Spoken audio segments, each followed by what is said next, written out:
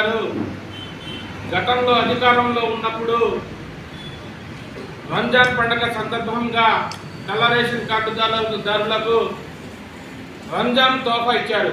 మరి ఈనాడు మర్చినట్టున్నారు. మరి విజయవాడ నగరంలో ఈరోజు ఇఫ్తార్ విందు ఏర్పాటు చేస్తూ ఉన్నారు. ఇఫ్తార్ విందు అంటే అసలు రంజాన్ అంటే ఏంటో ముందు చంద్రబాబు నాయుడు గారు తెలుసుకోవాలా. కులాలను మతాలను గౌరవించడం నేర్చుకోవాలా.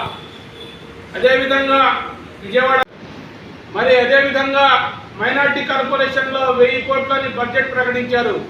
9 నెలల కాలంలో కనీసం మైనార్టీలకు సంక్షేమానికి సంబంధించిన ₹1 కూడా ఇప్పటి వరకు ఖర్చు పెట్టలేదు. మేము అదేవిధంగా ఈ రాష్ట్రంలో ఉన్న షేకులు, సయ్యదు, పఠాను, మొగలను విజ్ఞప్తి చేస్తూ ఉన్నాం. భారతదేశంలో అత్యున్నత వక్ఫ్ 9.5 లక్షల ఎకరాలు ఉన్న వక్ఫ్ భూములు, ఇవి ప్రైవేట్ భూములు. ఆ ప్రైవేట్ భూములపై కేంద్రం చట్టం తీసుకొచ్చింది, సవరణ చట్టం. అది అవివేకం. దానికి చంద్రబాబు నాయుడు గారు మద్దతు తెలపడం చాలా బాధాకరమైన విషయం. ముస్లిం పర్సనల్ లా బోర్డు కానీ, కుల సంఘాలు కానీ, ప్రజా సంఘాలు కానీ అన్ని సంఘాలు కూడా ఇఫ్తార్ విందును బహిష్కరిస్తూ ఉన్న ముస్లిం పర్సనల్ లా బోర్డుతో సహా. నేను దక్షిణాది రాష్ట్రాలకు ముస్లిం పర్సనల్ లా బోర్డుకి ఇన్ఛార్జిని.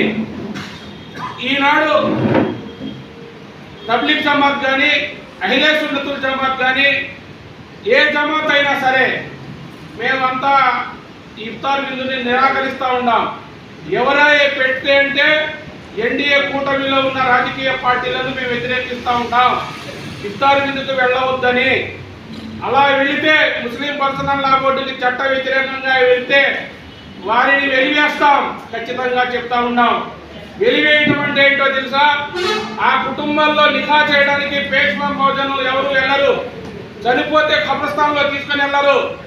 ముస్లిం పర్సనల్ లాకి చట్ట విరుద్ధమైన పనులు ఎవరైనా చేపడితే మా దగ్గర ఇప్పుడు వీడియోలు పెట్టాం, అక్కడే వీడియోలు పెట్టాం, జమాతుల్ని పెట్టాం. అక్కడ ఎవరెవరు వస్తున్నారో అంతా తెలుసుకుంటాం. గ్రామాల్లో ఈ రాష్ట్రంలో 13,400 మసీదులు ఉన్నాయి. ఆ మసీదులు అన్ని కలిపి ఏకగ్రత తీర్మానం చేసుకుంటా ఉన్నాం. ఎన్డీఏలో ఉన్న ఎవరైనా ఇఫ్తార్ విందుకు పిలిస్తే వెళ్ళవద్దని ఒక కార్యాచరణ చేశాం. ఢిల్లీలో కూర్చొని అన్ని రాష్ట్రాలకి పిలుపునిచ్చాం. అటువంటిది విజయవాడ నగరంలో రాష్ట్ర ప్రభుత్వం తరఫున 75 లక్షల రూపాయలు ప్రకటించామని భిక్షాటన ఇస్తున్నారా ముస్లిం సోదరులకి. ఇఫ్తార్ విందు ఈ నెల 29వ తేదీన నేనే ఈ కేబినెట్ మంత్రులకి, ఎమ్మెల్యేలకి, ప్రధానమంత్రిని ఆహ్వానించారు. ఎందుకంటే మీరు ప్రభుత్వం తరఫున అది ప్రజల సొమ్ము. మీరు వక్ఫ్ చట్టాన్ని ఏ విధంగా నిర్వీర్యం చేస్తారో చెప్పాల్సిన బాధ్యత ఉంది. మైనార్టీ కార్పొరేషన్ ద్వారా హజ్ హౌస్ నిర్మాణం కానీ, ఉర్దూ అకాడమీని నిర్వీర్యం చేశారు.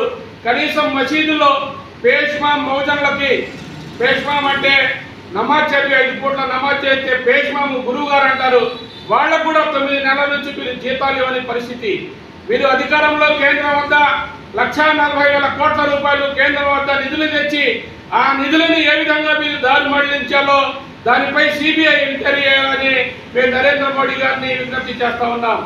కేంద్రంలో ఎన్డీఏలో భాగస్వామ్యమైన చంద్రబాబు నాయుడు గారు మీరు గతంలో తోఫా ఇచ్చి, రంజాన్ తోఫా ఇచ్చి మరి ఈనాడు ఎందుకు మర్చారని మేము అడుగుతా ఉన్నాం. అమరావతి రాజధాని పేరుతో 1,000 కోట్ల రూపాయలు కాంట్రాక్టుల పేరుతో గతంలో 2019లో ఇచ్చిన కాంట్రాక్టులకు కూడా మీరు డబ్బులు ఇస్తా ఉన్నారు. 50% చొప్పున మీరు దోచేస్తా ఉన్నారు. దానిపై కూడా సిబిఐ ఎంక్వైరీ చేయాలా. ఈ రాష్ట్రంలో ఉన్న ముస్లిం సోదరులు భారతీయ జనతా పార్టీ కానీ, తెలుగుదేశం పార్టీ కానీ, ఈ 2 పార్టీల్లో ఎన్డీఏ కూటమిలో ఉన్న పార్టీలు ఏ పార్టీ అయినా సరే ఇఫ్తార్ విందుకు వెళ్ళవద్దని మేము ఒక ఫత్వా జారీ చేసి ఉన్నాం. ఆ ఫత్వాని బలపరచండి అని ముస్లిం సోదరులకు విజ్ఞప్తి చేస్తూ ఉన్నాం. ఇదే విధంగా దేశంలో అత్యున్నత పేదరికంలో ఎవరైనా ఉన్నారంటే కేవలం అది ముస్లింలే. రాజేంద్రనాథ్ సహచార కమిటీ రిపోర్టును కూడా ఎక్కడా అమలు చేసే పరిస్థితి లేదు.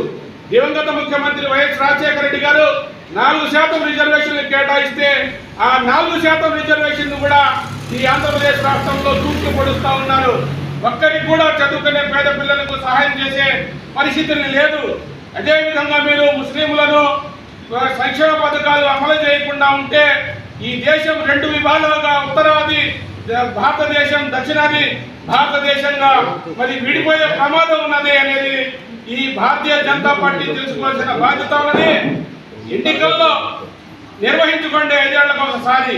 మీరు అధికారంలోకి వచ్చినాక కులాలను, మతాలను, ఎస్సీలను, ఎస్టీలను, బీసీలను, మైనార్టీలను 9 నెలల కాలంలో ఒక్క రూపాయి కూడా ఖర్చు పెట్టిన దాఖలాలు లేవు. మరి 1,40,000 కోట్ల రూపాయలు మరి ఎవరి కోసం దాచిపెడతా ఉన్నారు, వేరే దేశాలకి ఏ విధంగా డబ్బును తరలిస్తున్నారనే దాని మీద సిబిఐ ఎంక్వైరీ చేయాలా. ఇప్పుడు నిషేధ జాబితాలో 22A భూములు అని అసైన్మెంట్ కలెక్టర్లు, ప్రిన్సిపల్ సెక్రటరీలు కలిపి ఒక ప్రణాళికబద్ధంగా ప్లానింగ్ చేసుకొని వేల కోట్లు దోచేస్తా ఉన్నారు. మీరు అధికారంలోకి వచ్చినప్పుడు సంక్షేమ పథకాలు అమలు చేయాలా లేదా? ముస్లింలను, అన్ని కులాలను, మతాలను గౌరవించాలా లేదా? మీరు ఈ విధంగా గౌరవించకుండా భారతీయ జనతా పార్టీతో జతకట్టి ఆంధ్రప్రదేశ్ రాష్ట్రంలో ఉన్న ముస్లింలను నిర్వీర్యం చేస్తూ ఉన్నారు. ముస్లింలకు అసలు దామాషా ప్రకారం 12% రిజర్వేషన్లు కేటాయించాలా. స్వాతంత్రం రాకముందే మాకు తెల్లదొరలు 10% రిజర్వేషన్లు కేటాయించారు 1909 నుంచి 1946 వరకు. మరి ఇప్పటి వరకు మరి రాజశేఖర రెడ్డి గారు అధికారంలోకి వచ్చినాక ఉన్న 4 రిజర్వేషన్లు కూడా అమలు చేయకపోతే ఇది ప్రజాస్వామ్య దేశమా లేక రాచరిక పాలన తెలుసుకోవాల్సిన బాధ్యత గౌరవనీయులు చంద్రబాబు నాయుడు గారిపై ఉంది. మీరు 4 పర్యాయాలు ముఖ్యమంత్రి చేసిన వ్యక్తులు. మరి మీరు భారతీయ జనతా పార్టీ పందాలో పోమాకండి, మీరు మనసు మార్చుకోండి. రంజాన్ పండుగ అనేది మహమ్మద్ ప్రవక్త 569వ సంవత్సరంలో జన్మించి ఆ జన్మించిన నాటి నుండి ఇస్లాం, రోజా, నమాజ్, జకాత్, హజ్ ఈ 4 అంశాలు కూడా మరి మన హక్కుగా, ముస్లింలకు హక్కుగా ఏర్పడిన పవిత్ర గ్రంథం జిబ్రైల్ సలాం ద్వారా అవతరించిన ఈ రంజాన్ పండుగ యొక్క విశిష్టత మీరు తెలుసుకోండి. కనీసం రంజాన్ తోఫా ఇవ్వకపోతే ముస్లిం కుటుంబానికి, ప్రతి కుటుంబానికి 10,000 రూపాయలు కేటాయించాలని మేము నవరంగ్ కాంగ్రెస్ పార్టీ ద్వారా, అదేవిధంగా ముస్లిం పర్సనల్ లా బోర్డు ద్వారా, ముస్లిం ఐక్యవేదిక అంజుమన్ ఇస్లామిక్ కమిటీ ద్వారా ఈ రాష్ట్ర ముఖ్యమంత్రికి విజ్ఞప్తి చేస్తా ఉన్నాం. జై హింద్.